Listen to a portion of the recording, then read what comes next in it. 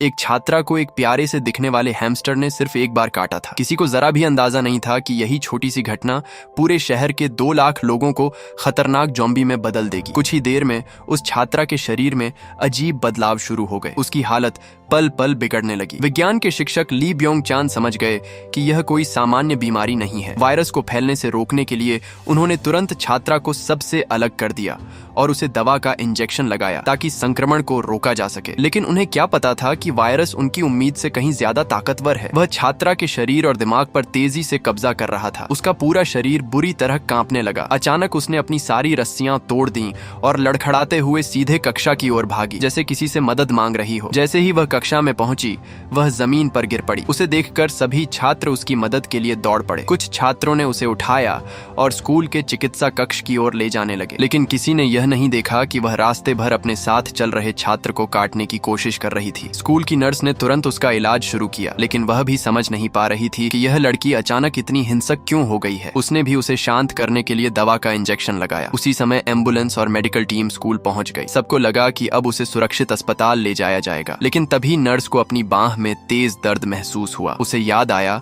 कि इलाज करते समय वही छात्रा उसे काट चुकी थी। अब वायरस उसके शरीर में भी फैल चुका था। कुछ ही पलों में उसकी आंखें लाल हो गईं। उसने शीशे में खुद को देखा तो घबरा गई। वह तुरंत अस्पताल जाना चाहती थी, लेकिन तभी उसकी नाक से खून बहने लगा और उसका शरीर बुरी तरह कांपने लगा। वायरस ने देखते ही देखते उसके दिमाग पर भी पूरा कब्जा कर लिया। उसी समय स्कूल का एक बदमाश छात्र यह सब देखकर भी डरने की बजाय अपने मोबाइल से वीडियो बनाने लगा। उसे लगा कि यह सिर्फ कोई मजेदार घटना है, लेकिन अगले ही पल नर्स ने अपना सिर घुमाया और पागलों की तरह लोगों पर टूट पड़ी। फिर भी उस लड़के को खतरे का एहसास नहीं हुआ। वह हंसते हुए लगातार वीडियो बनाता रहा। अचानक नर्स उसके दोस्त पर झपट पड़ी और उसे बेरहमी से काटने लगी। पहले तो सबको लगा कि वह मजाक कर रही है, लेकिन अगले ही पल उसके दोस्त के शरीर से मांस का बड़ा टुकड़ा नोच लिया गया। अब सबके होश उड़ चुके थे। लोग उसे रोकने की कोशिश करने लगे, लेकिन वह स्कूल के गलियारे में जिसे भी देखती उसी पर हमला कर देती। जिस छात्र को उसने काटा था वह भी कुछ ही मिनटों में संक्रमित हो गया। वह भागता हुआ कक्षा में घुसा और बिना किसी पहचान के हर छात्र पर हमला करने लगा। एक लड़का अपनी सहपाठी को बचाने दौड़ा, लेकिन वह भी इस खतरनाक वायरस का शिकार बन गया। उधर चोंग सान और ऑन जो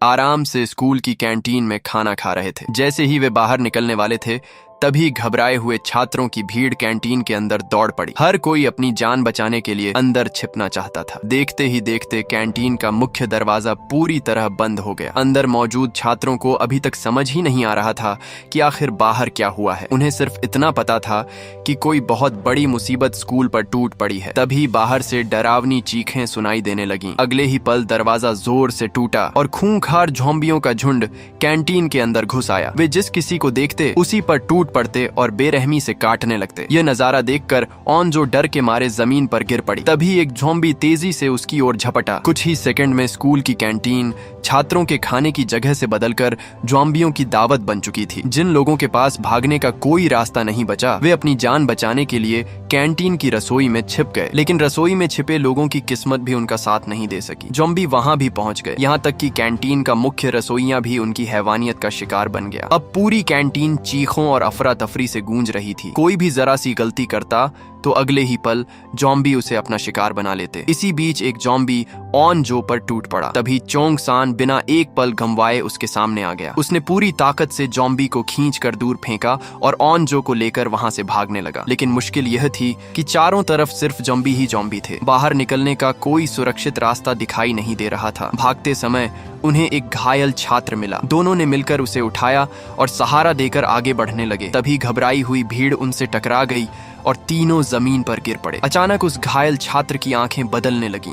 उसका चेहरा डरावना हो गया और उसने अपना होश खो दिया। अगले ही पल वह भी ज़ॉम्बी बनकर ऑन जो पर झपट पड़ा। सौभाग्य से चोंग सान ने एक बार फिर अपनी जान जोखिम में डालकर ऑन जो को बचा लिया। उधर स्कूल के बदमाश छात्रों का सबसे ताकतवर साथी भी अब डर से कांप रहा था। तभी एक ज़ॉम्बी ने उसे जमीन पर गिरा दिया। उसे बचाने के लिए यून ग्वी नाम ने बिना कोई दया दिखाए उस जॉम्बी को मार गिराया। इस समय हर किसी के लिए सिर्फ एक ही चीज मायने रखती थी, अपनी जान बचाना। मौका मिलते ही चोंग सान ने ऑन जो से कहा कि वह मेज पर चढ़कर खिड़की के रास्ते बाहर निकल जाए। ऑन जो किसी तरह बाहर निकलने में सफल हो गई और उसके पीछे पीछे चोंग सान भी बाहर आ गया। लेकिन बाहर का नजारा अंदर से भी ज्यादा डरावना था। आगे भी जॉम्बी, पीछे भी जॉम्बी। ऐसा लग रहा था जैसे पूरा स्कूल उनके कब्जे में जा चुका हो। दोनों को एक रास्ता दिखाई दिया, लेकिन जब वे पार्किंग तक पहुंचे तो वहां भी सैकड़ों जॉम्बी घूम रहे थे। अब साफ हो चुका था कि इस हालत में स्कूल से बाहर निकलना लगभग नामुमकिन है। इसलिए उन्होंने फैसला किया कि पहले किसी सुरक्षित जगह पर छिपना ही सबसे समझदारी होगी। कई मुश्किलों से बचते बचाते चोंग सान ऑन जो को एक गाड़ी की छत पर चढ़ा देता है, फिर खुद भी ऊपर चढ़कर इमारत के दूसरे हिस्से में पहुंच जाता है। लेकिन इमारत के अंदर भी हर कदम पर मौत उनका इंतजार कर रही थी। रास्ते में अचानक एक जॉम्बी चोंग सान पर हमला कर देता है। तभी ऑन जो तुरंत पास रखा आग बुझाने वाला यंत्र उठाती है और उसी से जॉम्बी पर वार करके चोंग सान की जान बचा लेती है। दोनों बिना समय गंवाए वहां से भागते हैं और आखिरकार उन्हें एक ऐसी कक्षा मिल जाती है जहां वे कुछ देर के लिए सुरक्षित छिप सकते थे। उसी समय सू ह्योक भी अपनी पसंद की क्लास मॉनिटर चोई नामरा को बचाते हुए किसी तरह उसी कक्षा तक पहुंच जाता है। दूसरी तरफ जिस संक्रमित छात्रा को अस्पताल भेजा गया था, डॉक्टर उसका इलाज कर रहे थे, लेकिन अचानक वायरस ने उसके दिमाग पर पूरी तरह कब्जा कर लिया। उसका शरीर अजीब तरह से मुड़ने लगा। उसकी हड्डियां असंभव तरीके से झुक रही थीं, लेकिन उसे जरा भी दर्द महसूस नहीं हो रहा था। यह भयानक नजारा देखकर डॉक्टरों के होश उड़ गए। अगले ही पल डॉक्टर अपनी जान बचाकर कमरे से बाहर भागने लगे। उन्हें समझ आ चुका था कि अब अस्पताल भी सुरक्षित नहीं रहने वाला। संक्रमित छात्रा जमीन पर हाथों के सहारे रेंगते हुए नए शिकार की तलाश में निकल पड़ी। इधर कक्षा में छिपे छात्रों की सुरक्षित जगह का राज भी ज्यादा देर तक छिपा नहीं रह सका। बहुत सारे जॉम्बी उनकी ओर आने लगे। खुशकिस्मती से वे दरवाजा खोलना नहीं जानते थे, क्योंकि कक्षा शुरू होने से पहले सभी छात्रों के मोबाइल जमा करा लिए गए थे। इसलिए किसी के पास मदद बुलाने का कोई साधन नहीं था। सिर्फ चोंग सान के पास एक मोबाइल बचा था। उसने तुरंत पुलिस को फोन करके मदद मांगी। अब बचाव दल के आने तक उन्हें हर हाल में जिंदा रहना था। थोड़ी देर बाद किसी दूसरी आवाज की वजह से जॉम्बियों का झुंड वहां से हट गया। इस मौके का फायदा उठाकर सभी ने जल्दी जल्दी बेंच और मेजें दरवाजे के सामने लगाकर उसे मजबूती से बंद कर दिया। लेकिन तभी ली सू ह्योक की नजर एक डरावनी बात पर पड़ी। शिक्षक की कलाई पर साफ साफ काटने का निशान था। जब सबने उनसे इसके बारे में पूछा तो उन्होंने तुरंत अपना हाथ छिपा लिया और झूठ बोल दिया कि यह जॉम्बी का काटना नहीं है। लेकिन सच्चाई कुछ और थी। अगर वे सचमुच संक्रमित थे तो उनका वहीं रुकना पूरी कक्षा की जान को खतरे में डाल सकता था। लेकिन शिक्षक किसी भी हालत में कक्षा से बाहर जाने को तैयार नहीं थे। अचानक उनकी नाक से खून बहने लगा। अगले ही पल वे जमीन पर गिर पड़े। उनका पूरा शरीर बुरी तरह कांपने लगा और कुछ ही सेकंड में वे भी एक खूंखार जॉम्बी बन गए। अब छात्रों की आखिरी सुरक्षित जगह भी सुरक्षित नहीं रही। जॉम्बी बने शिक्षक ने सबसे कमजोर दिख रही एक छात्रा को पकड़ लिया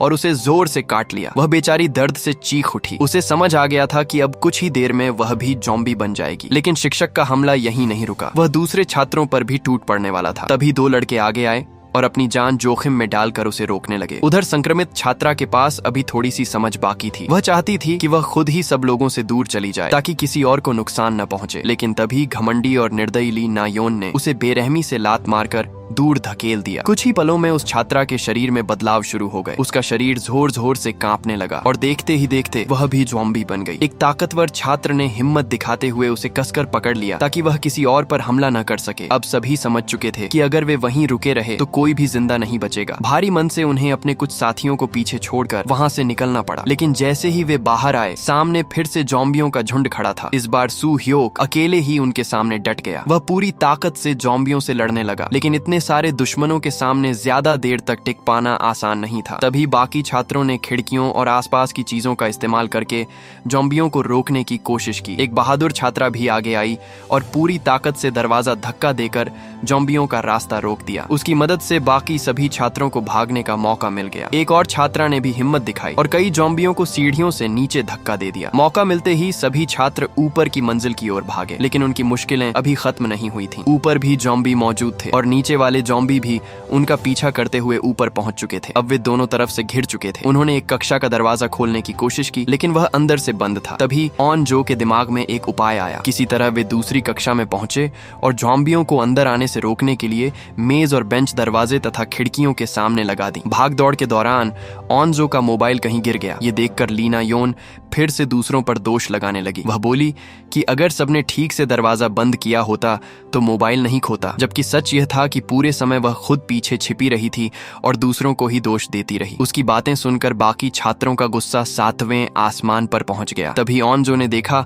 कि सुह्योक उनके साथ नहीं है। वह सबको बचाने के लिए पीछे रुक गया था। अब किसी को नहीं पता था कि वह जिंदा है या नहीं। दूसरी तरफ स्कूल का बदमाश और उसके 2 साथी अभी भी कैंटीन की रसोई में एक मेज के नीचे छिपे हुए थे। उनके साथ छिपी एक लड़की डर के मारे लगातार रो रही थी। अपनी जान बचाने के लिए उस निर्दयी लड़के ने उसे जोर से बाहर धक्का दे दिया। जैसे ही वह बाहर गिरी, जॉम्बियों ने उसे घेर लिया और कुछ ही सेकंड में वह उनकी शिकार बन गई। अब वह बदमाश सिर्फ अपनी जान बचाने के बारे में सोच रहा था। उसे किसी और की जिंदगी की बिल्कुल भी परवाह नहीं थी। इसी बीच 3 और छात्राएं स्कूल के लड़कियों के शौचालय में छिपकर किसी तरह बची हुई थीं। लेकिन तभी उन्हें पता चला कि उनमें से एक छात्रा संक्रमित हो चुकी है। मीजिन ने मजबूरी में उसे एक अलग शौचालय में बंद कर दिया ताकि बाकी लोग सुरक्षित रह सकें। अब उसके पास अपने हाल पर छोड़ देने के अलावा कोई दूसरा रास्ता नहीं था। कुछ ही मिनटों में वह छात्रा भी जॉम्बी बन गई। जॉम्बी बनने से पहले उसने गुस्से में कहा था कि अगर वह बदली तो सबसे पहले मीजिन को ही काटेगी। मीजिन ने खुद को संभाला और पूरी तैयारी के साथ दरवाजा खोला। जैसे ही दरवाजा खुला, जॉम्बी उस पर झपट पड़ा। मीजिन ने पूरी ताकत से उस पर हमला किया, लेकिन हैरानी की बात यह थी कि इतना जोरदार वार होने के बाद भी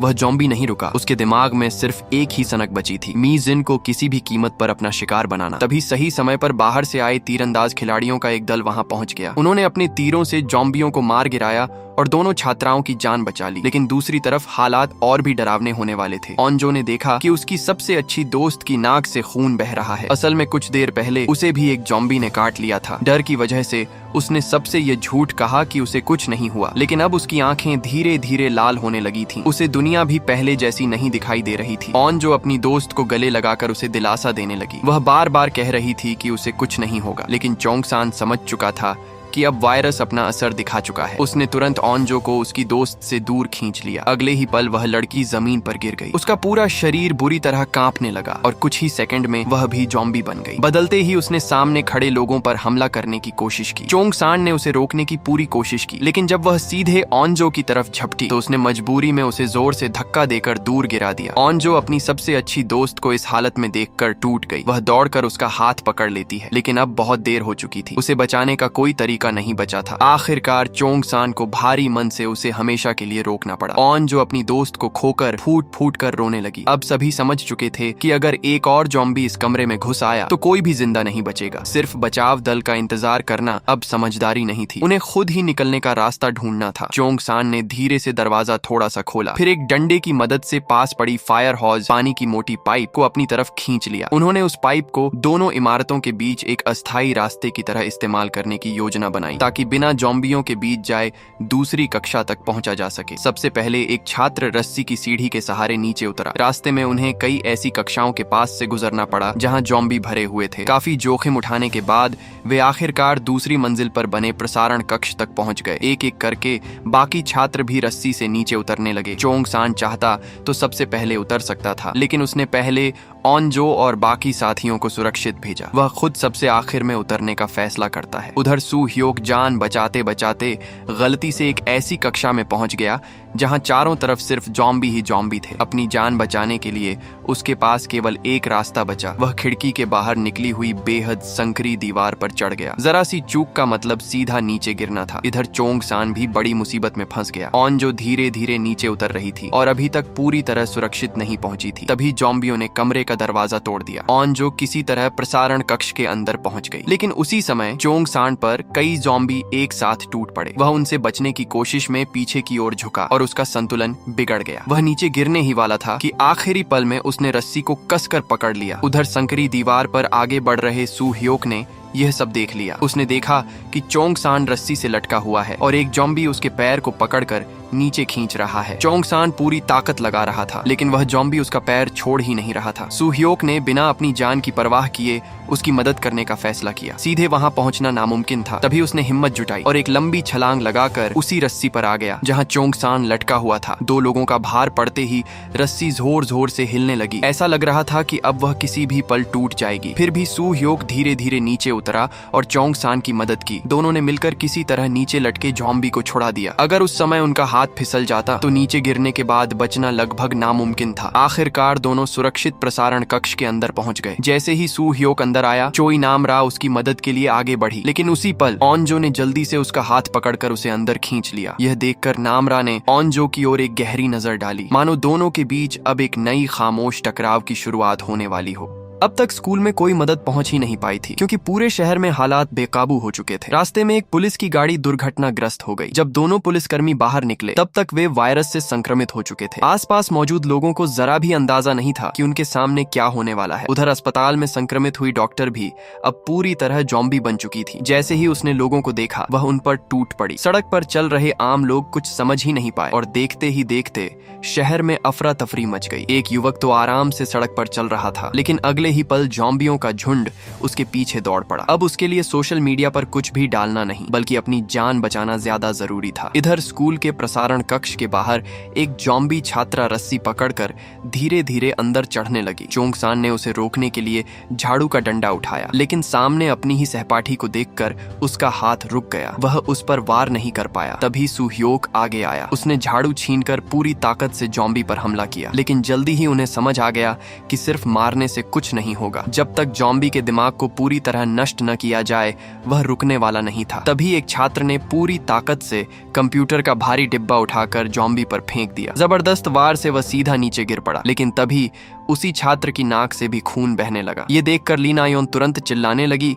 कि उसे भी जॉम्बी ने काट लिया है। उस छात्र ने साफ कहा कि उसे किसी ने नहीं काटा। तब ली ना-योन ने उसके हाथ पर बना एक घाव दिखाया, लेकिन उसने समझाया कि यह काटने का निशान नहीं, बल्कि भागते समय लगी एक साधारण खरोंच है। उसने गुस्से में कहा, मैंने अपनी जान जोखिम में डालकर तुम सबको बचाया और बदले में तुम मुझ पर ही शक कर रही हो। बाकी छात्रों ने भी ध्यान से घाव देखा। वह सचमुच सिर्फ एक खरोंच थी, जॉम्बी के काटने का निशान नहीं। सबने ली ना-योन से माफी मांगने को कहा, लेकिन उसने साफ इनकार कर दिया। उसका कहना था कि उसने अपनी आंखों से जॉम्बी को उस छात्र का हाथ पकड़ते देखा था। उसे पूरा यकीन था कि वह संक्रमित हो चुका है और अगर उसे वहीं रहने दिया गया तो सबकी जान खतरे में पड़ जाएगी। उसकी आदत ही ऐसी थी, वह हर किसी पर शक करती और हर बात में झगड़ा खड़ा कर देती थी। लेकिन किसी की जिंदगी का फैसला केवल शक के आधार पर नहीं किया जा सकता था। तभी पाक सुनहुआ ने एक समझदारी भरा सुझाव दिया। उन्होंने कहा कि वह छात्र कुछ देर के लिए रिकॉर्डिंग कक्ष में अकेला रहेगा। अगर 10 मिनट तक उसमें संक्रमण के कोई लक्षण नहीं दिखे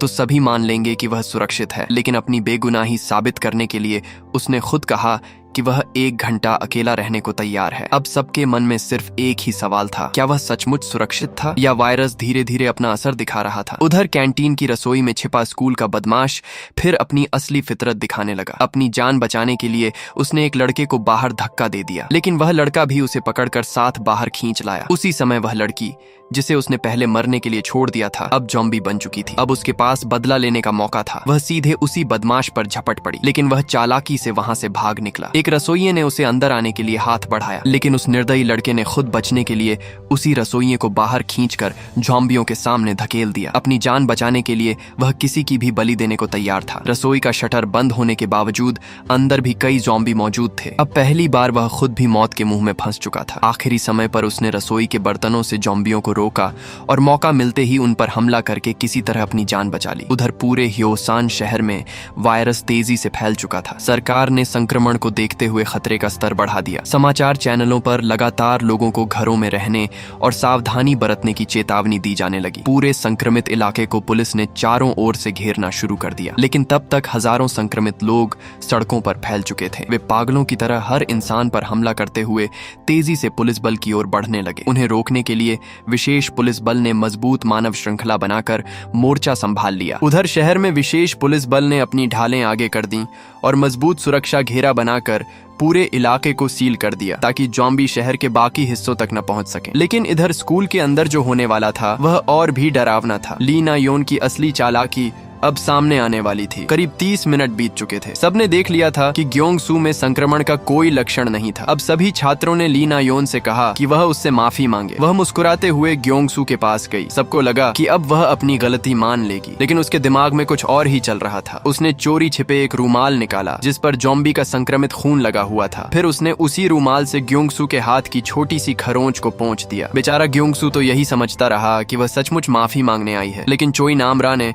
उसकी इस हरकत पर ध्यान दे दिया। जैसे ही ली ना योन ने रूमाल हटाया, उसका चेहरा फिर बदल गया। वह दोबारा ग्योंगसू का मजाक उड़ाने लगी। वह उसे अपमानित करते हुए नीचा दिखाने लगी और जहरीले शब्द बोलने लगी। फिर उसने ताने मारते हुए कहा, इसे अभी बाहर मत आने दो, 1 घंटा पूरा होने दो। इतना कहकर वह मुस्कुराती हुई वहां से चली गई। ग्योंगसू इतना गुस्से में था कि उसका मन कर रहा था उसे सबक सिखा दे, लेकिन बाकी छात्रों ने उसे किसी तरह शांत कर दिया। रात हो गई, फिर भी ग्योंगसू में कोई बदलाव नहीं आया। अब शिक्षिका ने फिर से ली ना योन से माफी मांगने के लिए कहा, लेकिन उसने अपनी बात से पलटते हुए साफ इनकार कर दिया। अब पूरी कक्षा उससे नफरत करने लगी थी। हर कोई उसकी स्वार्थी और निर्दयी सोच की आलोचना कर रहा था। फिर भी उसे पूरा भरोसा था कि ग्योंगसू जरूर संक्रमित होगा। और तभी ग्योंगसू की नाक से अचानक खून बहने लगा। अब सबके चेहरों का रंग उड़ गया। किसी को समझ नहीं आया कि यह कैसे हुआ, लेकिन सच तो यह था कि वायरस अब उसके पूरे शरीर में फैल चुका था। बेचारा ग्योंगसू खुद भी समझ नहीं पा रहा था कि उसके साथ ऐसा क्यों हो रहा है। मौका मिलते ही ली ना योन चिल्लाने लगी, मैंने पहले ही कहा था इसे तुरंत बाहर निकालो, नहीं तो हम सब मर जाएंगे। लेकिन चोंग-सान अपने दोस्त पर भरोसा कर रहा था। उसे यकीन था कि ग्योंगसू किसी का नुकसान नहीं करेगा। फिर भी सच्चाई से मुंह नहीं मोड़ा जा सकता था। ग्योंगसू सचमुच संक्रमित हो चुका था। अपने दोस्तों को बचाने के लिए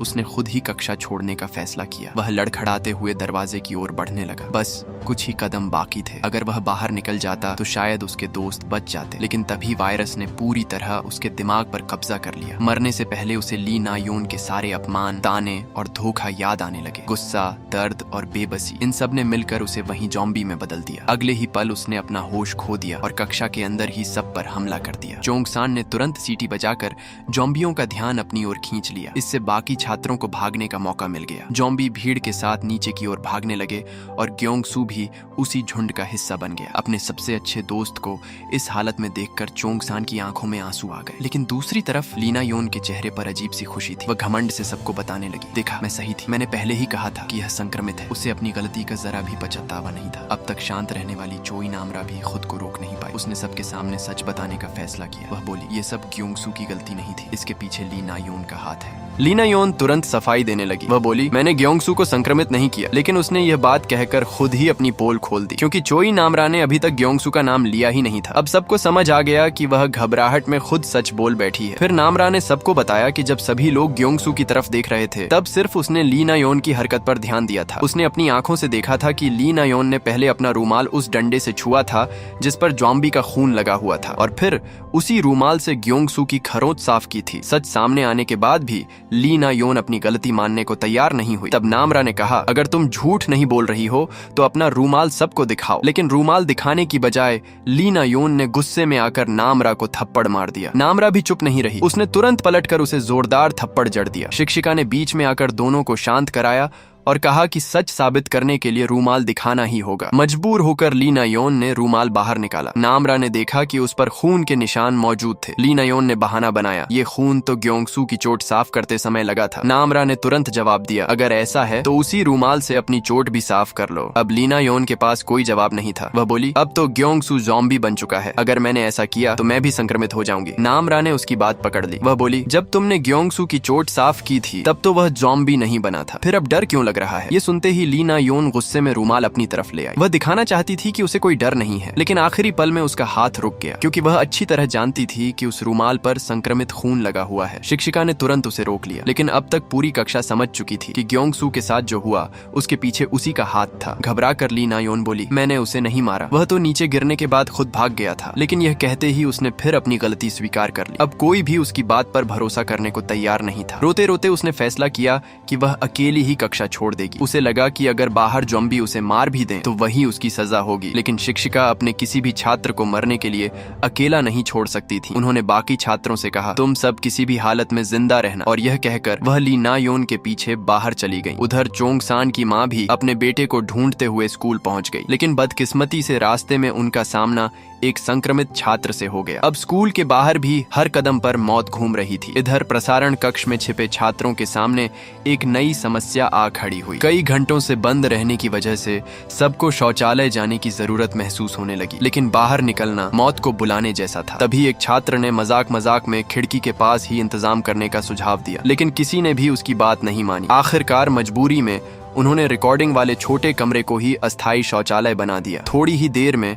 वहां साधारण सामान से एक अस्थायी शौचालय तैयार कर लिया गया। हालांकि कुछ ही समय बाद पूरे कमरे में बदबू फैल गई, लेकिन जिंदा रहने के लिए सबको यह परेशानी भी सहनी पड़ी। दूसरी तरफ स्कूल का वही निर्दयी बदमाश किसी तरह साइकिल लेकर जॉम्बियों से बचने की कोशिश कर रहा था, लेकिन बीच रास्ते उसकी साइकिल ने जवाब दे दिया। अब उसे फिर से पैदल भागकर अपनी जान बचानी पड़ी। उधर विज्ञान के शिक्षक ली ब्योंग चान को पुलिस ने गिरफ्तार कर लिया। पूछताछ के दौरान उन्होंने अपने सारे प्रयोगों का सच बता दिया। उन्होंने बताया कि उन्होंने एक हैमस्टर पर प्रयोग करते हुए ऐसा रसायन बनाया था जो इंसान के दिमाग से डर खत्म कर सकता था। उन्होंने अपने प्रयोग में एक बिल्ली और एक चूहे को एक ही डिब्बे में रखा। ज्यादातर चूहे डर कर छिप जाते थे, लेकिन कभी कभी कोई चूहा डर की वजह से इतना उग्र हो जाता कि वह बिल्ली पर ही हमला कर देता। उस समय उसके शरीर में एक खास प्रकार के हार्मोन की मात्रा बहुत तेजी से बढ़ जाती थी। ली ब्योंग चान ने उसी हार्मोन को निकालकर एक नई दवा तैयार की। यह दवा इंसान के डर को गुस्से में बदल देती थी। उनका इरादा बुरा नहीं था। वे चाहते थे कि उनका बेटा कभी किसी से डरे नहीं और भविष्य में कोई भी कमजोर इंसान दूसरों के अत्याचार का शिकार न बने। लेकिन उनका यह प्रयोग पूरी तरह नियंत्रण से बाहर हो गया और वही दवा पूरी दुनिया के लिए एक भयानक जॉम्बी वायरस बन गई। इसी बीच पुलिस थाने पर भी जॉम्बियों का हमला हो गया। पुलिसकर्मी अपनी जान बचाने के लिए पूरी ताकत से लड़ने लगे, लेकिन ली ब्योंग चान भी अपनी बनाई हुई तबाही से नहीं बच सके। आखिरकार वे भी वायरस का शिकार बन गए। उधर स्कूल के प्रसारण कक्ष में छिपे बचे हुए छात्रों ने पूरी रात डर और बेचैनी के बीच बिताई। उन्हें नहीं पता था कि अगली सुबह उनके लिए